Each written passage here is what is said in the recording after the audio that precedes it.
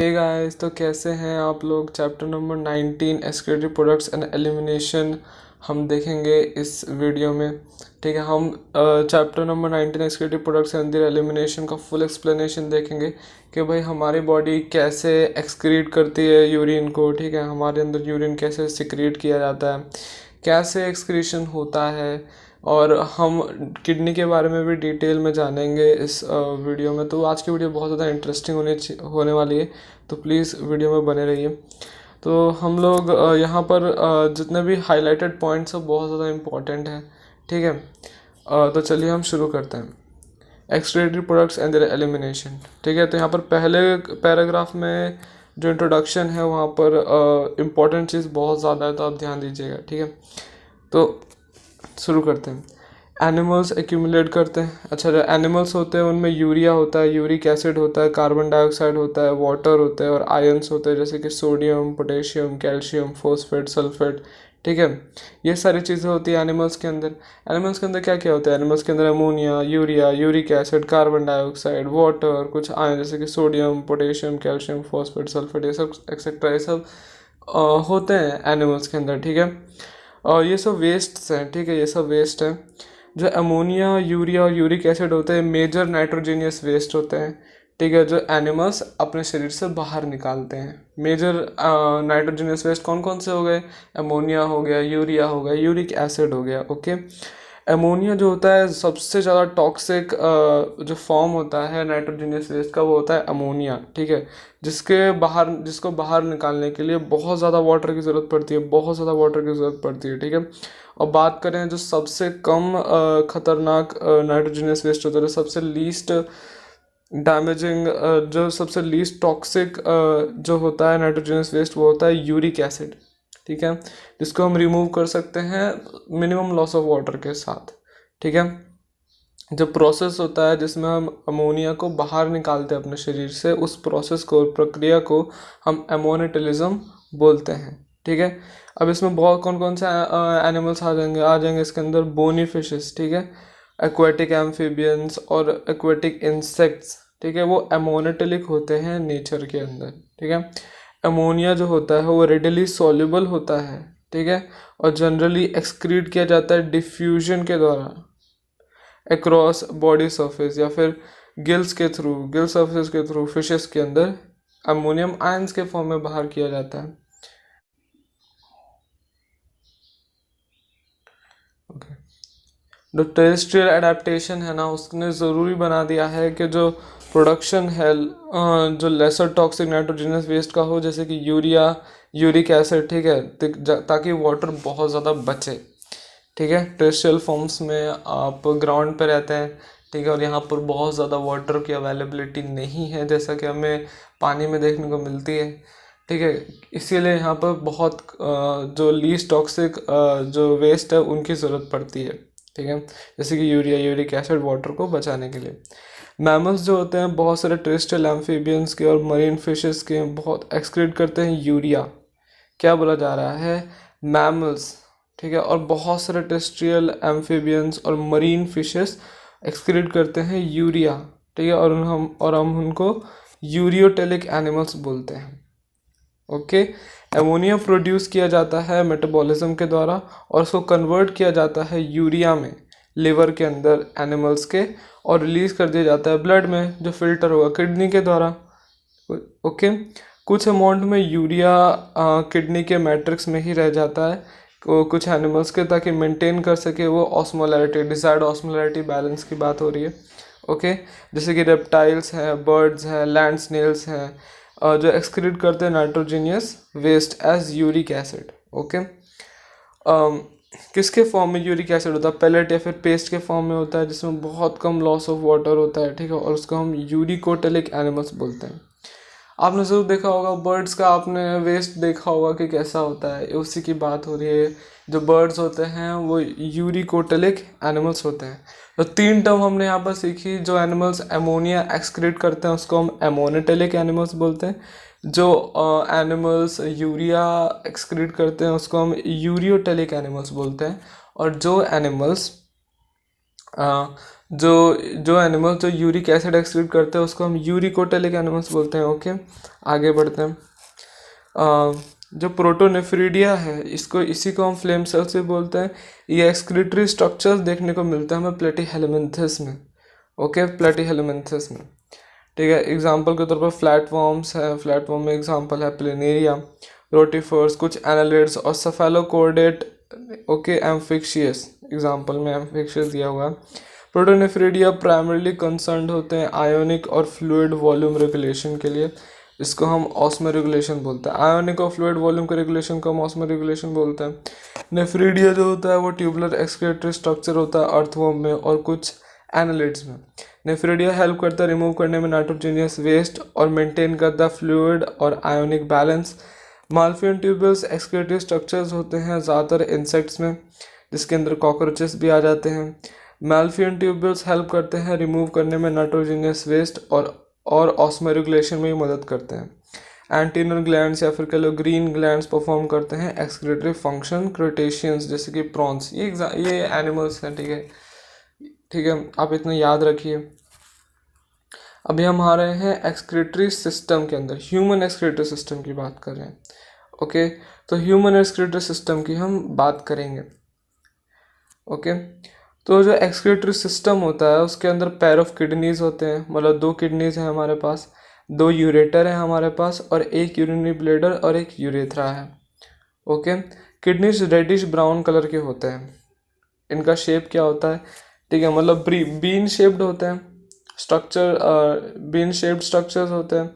और इनका लोकेशन क्या है, ये कहाँ पर सिचुएटेड होता है, तो आप क्या बोलोगे कि जो ये लेवल्स ऑफ लास्ट थोरैसिक और थर्ड लंबर वर्टिब्रा में होते हैं, ठीक है, close to the dorsal inner wall of the abdominal cavity, dorsal portion में होते हैं।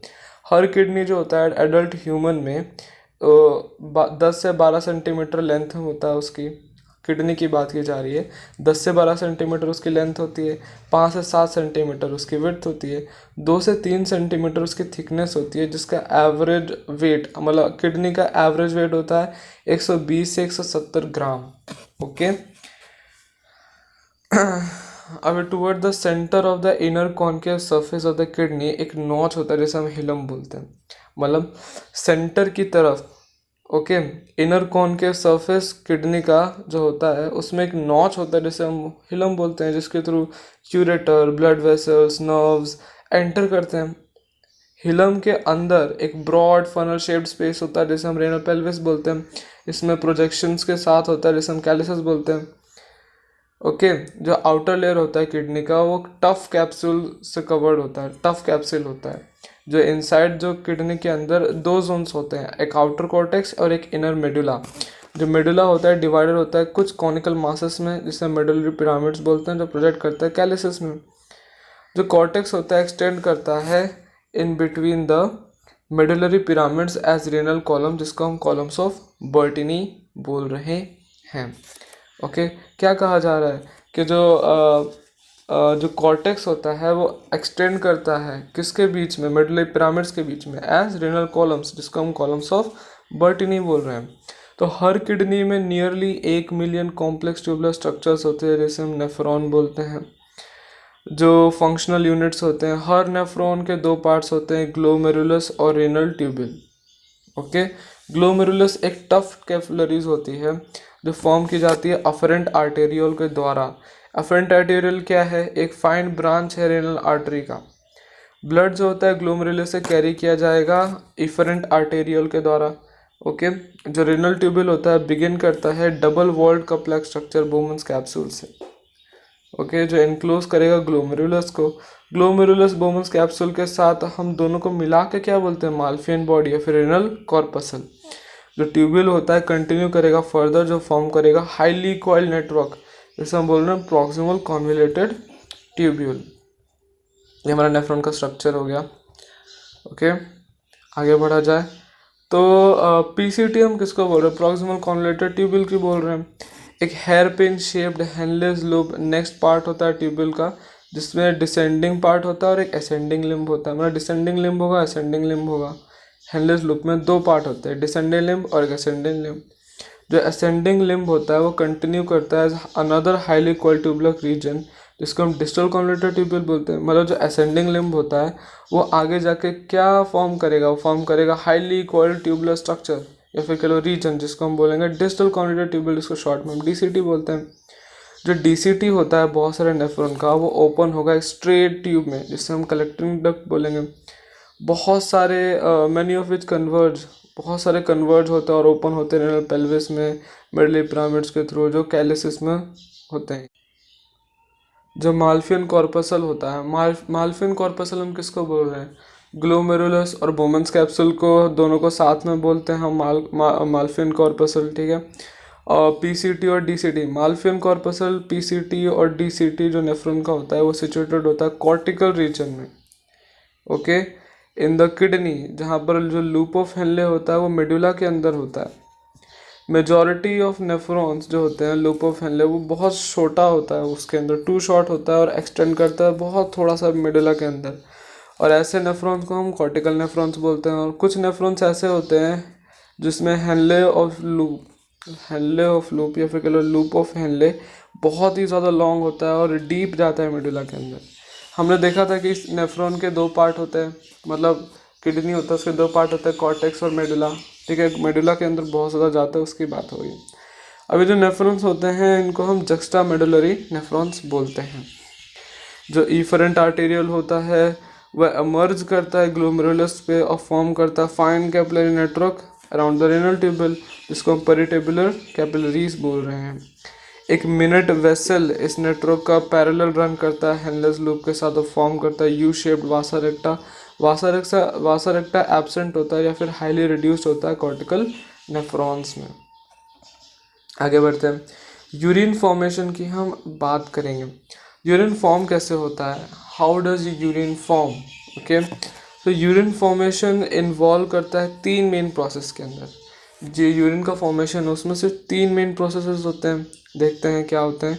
मेनली तीन प्रोसेस होते हैं, नेमली कौन कौन से, ग्लोमेरुलर फिल्ट्रेशन, रीअब्जॉर्प्शन, सिक्रेशन, ये तीन मेजर प्रोसेसेस होते हैं, मेन प्रोसेसेस होते हैं you can say urine formation में। कौन कौन से, glomerular filtration, reabsorption and secretion, जो कि different parts of the nephron में होते हैं, ठीक है। पहला स्टेप जो है यूरिन फॉर्मेशन में वो है फिल्ट्रेशन ऑफ ब्लड, जिसे हम ग्लोमेरुलर फिल्ट्रेशन बोल रहे हैं। जो पहला स्टेप होता है यूरिन फॉर्मेशन में वो क्या है, वो है फिल्ट्रेशन ऑफ ब्लड, जो कैरी किया जाएगा ग्लोमेरुलस के द्वारा और उसको हम ग्लोमेरुलर फिल्ट्रेशन बोलेंगे। ऑन एन एवरेज 1100 से 1200 मिलीलीटर जो होता है ब्लड वो फिल्टर किया जाता है किडनी के द्वारा पर मिनट में 1100 से 1200 मिलीलीटर ब्लड फिल्टर कर दिया जाता है, जो कॉन्स्टिट्यूट करता है रफली 1/5 of the blood pumped out by each ventricle of the heart in a minute. मतलब जो 1/5 पार्ट है, मतलब जो हमारा हार्ट होता है बहुत ज़्यादा ब्लड निकालता है, उसका 1/5 पार्ट है किडनी जितना ब्लड को फिल्टर कर रहा है, ओके। जो ग्लोमेरुलर कैपिलरी ब्लड प्रेशर है वो कॉज करता है filtration of blood through 3 layers. मतलब जो ग्लोमेरुलर है, ठीक है, वहाँ से जो आपका जो ब्लड है वो फिल्टर होगा बोमन्स कैप्सूल में। तो बोमन्स कैप्सूल में 3 लेयर्स होते हैं, endothelium of glomerular blood vessels, epithelium of Bowman's capsule और बेसमेंट मेम्ब्रेन, दोनों के बीच में जो है वो बेसमेंट मेम्ब्रेन है। जो एपिथेलियल सेल्स होते हैं बोमन्स कैप्सूल के उसको हम पोडोसाइट्स बोलते हैं और अरेंज होते हैं वो इंट्रिकेट मैनर में, ठीक है, सो एज टू लीव कुछ मिनट स्पेसेस, जिसे हम फिल्ट्रेशन स्लिट्स बोलते हैं, फिर स्लिट पोर्ट्स बोलते हैं। ब्लड फिल्टर किया जाता है बहुत फाइनली थ्रू दिस मेम्ब्रेन्स, जो ऑलमोस्ट सारे कॉन्स्टिट्यूएंट जो होते हैं प्लाज्मा के एक्सेप्ट प्रोटीन्स पास होते हैं ल्यूमेन में बोमन्स कैप्सूल के, इसीलिए उसको कंसिडर किया जाता है as a process of ultrafiltration. Ultrafiltration हम बोलते हैं, ओके। ओके हमारा नेक्स्ट पैराग्राफ क्या कह रहा है कि भाई the amount of filtrate formed by the kidney per unit is called glomerular filtration rate. Glomerular filtration rate किसे बोलेंगे, मतलब जो अमाउंट ऑफ फिल्ट्रेट फॉर्म हो रहा है किडनीज में, किडनीज के द्वारा जितना फिल्ट्रेट फॉर्म हो रहा है पर मिनट, उसको हम ग्लोमेरुलर फिल्ट्रेशन रेट बोलेंगे। फिल्ट्रेट का मतलब क्या होगा, जो ब्लड जो होता है वो फिल्टर हुआ है, ठीक है। अब जब ब्लड फिल्टर हो गया है, अब उसमें से जितने वेस्ट जैसे बाहर आ गया है उसके साथ कुछ न्यूट्रिएंट्स भी बाहर आ गए, तो उस न्यूट्रिएंट्स और वेस्ट के मिक्सचर को हम फिल्ट्रेट बोल रहे हैं। तो जितना फिल्ट्रेट फॉर्म हुआ है किडनीज के द्वारा पर मिनट उसको हम ग्लोमेरुलर फिल्ट्रेशन रेट बोलेंगे। ग्लोमेरुलर फिल्ट्रेशन रेट एक हेल्थी इंडिविजुअल में अप्रोक्सीमेटली 125 मिलीलीटर पर मिनट होता है, और जो एक दिन में 180 लीटर हो जाएगा। जो किडनीज जो होता है उसमें एक बिल्ट इन मैकेनिज्म होता है रेगुलेशन का ग्लोमेरुलर फिल्ट्रेशन रेट का, ऐसे सच एफिशिएंट मैकेनिज्म कैरी किया जाता है जक्स्टा ग्लोमेरुलर apparatus के द्वारा। ओके, जो अगर एक फॉल होगा जीएफआर में, मतलब ग्लोमेरुलर फिल्ट्रेशन रेट अगर गिर जाएगा तो एक्टिवेट हो जाएंगे जी सेल जो रिलीज करेंगे रेनिन, जो स्टिमुलेट करते हैं ग्लोमेरुलर ब्लड फ्लो को, और इसलिए जीएफआर वापस से नॉर्मल आ जाता है। कंपैरिजन हम देखें volume of filtrate form per day 180 litre, और जो बाहर निकलता है यूरिन के फॉर्म में एक 1.5 लीटर, उसके बीच में अगर कंपैरिजन करें तो नियरली 99% जो फिल्ट्रेट होता है वो रीअब्जॉर्ब हो जाता है रेनल ट्यूब्यूल्स के द्वारा, और इस प्रोसेस को हम रीअब्जॉर्प्शन बोलते हैं। जो ट्यूबुलर एपिथेलियल सेल्स होते हैं different segments of the nephron में परफॉर्म करते हैं इसको एक्टिव और पैसिव मैकेनिज्म्स के द्वारा। एग्जांपल के तौर पर सब्सटेंसेस जैसे glucose, amino acid, sodium etcetera. Okay, filtrate के अंदर और ये रीअब्जॉर्ब हो जाते हैं एक्टिवली, वेयर जो नाइट्रोजनस वेस्ट होते हैं वह एब्जॉर्ब किए जाते हैं पैसिव ट्रांसपोर्ट के द्वारा। रीअब्जॉर्प्शन जो होता है वाटर का वो पैसिवली होता है initial segments of the nephron में। यूरिन फॉर्मेशन के दौरान जो ट्यूबुलर सेल्स होते हैं सिक्रेट करते हैं सब्सटेंस जैसे कि हाइड्रोजन, पोटेशियम और अमोनिया। फिल्ट्रेट के अंदर जो ट्यूबुलर सिक्रेशन होता है वो एक इम्पॉर्टेंट स्टेप होता है यूरिन फॉर्मेशन में, और ये हेल्प करता है मेंटेनेंस ऑफ आयनिक और acid base balance of the body fluids. Okay.